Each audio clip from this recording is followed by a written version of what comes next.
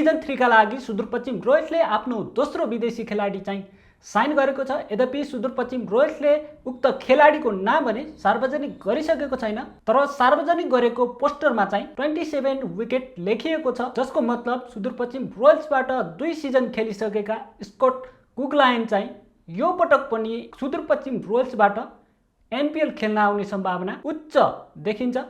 Sudurpashchim रोयल्सबाट न्युजिल्यान्डका fast bowler Scott कुगलाइनले एनपिएलमा चाहिँ सबैभन्दा बढी विकेट लिएका छन्। उनले चाहिँ 27 विकेट लिएका छन् एनपिएलमा र उक्त जारी गरेको पोस्टरमा चाहिँ 27 डब्लु लेखिएको छ, जसको मतलब स्कट कुगलाइन यस पटक पनि सुदूरपश्चिम रोयल्सबाट एनपिएल खेल्न आउने सम्भावना देखिन्छ।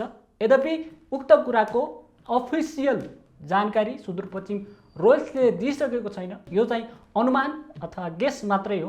आखिर ती खेलाडी को होलान् त? कमेन्ट बक्समा चाहिँ कमेन्ट गर्न नभुल्नुहोला।